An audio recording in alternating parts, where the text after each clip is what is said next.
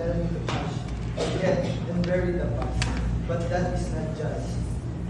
They whisper threats, their voices glittering like snakes in the dark. Forget the yellow revolution, they say.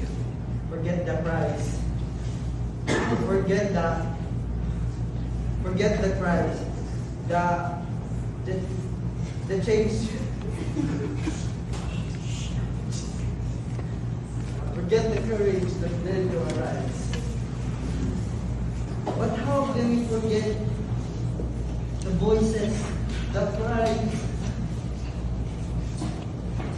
the people? How does one erase the weeping of mothers, the wails of children, the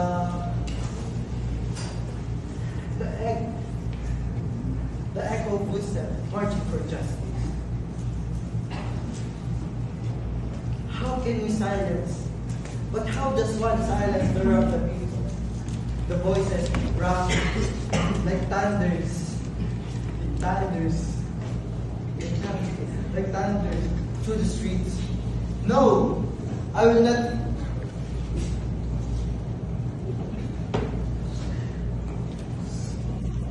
No, I will not forget.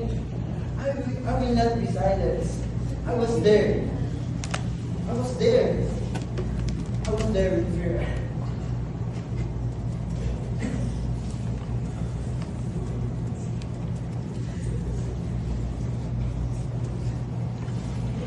I was there with fear arise.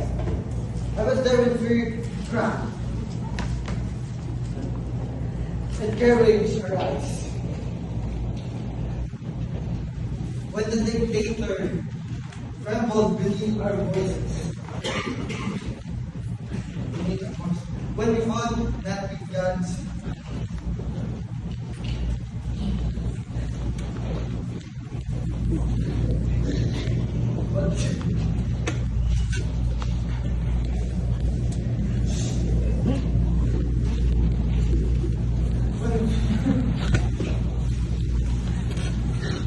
we fought not with guns, but with our hands.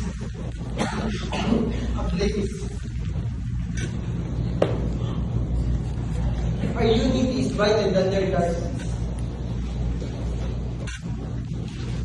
They hunt me now, but puppets of powers. But I am not one. I am many. I am the fire in the veins of those who remember.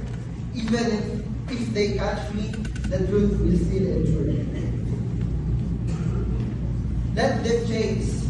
Let them come. Let them try to erase what is scarred. Hearts.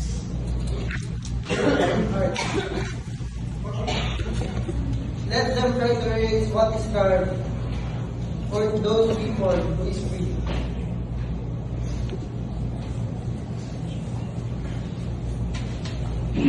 Endure.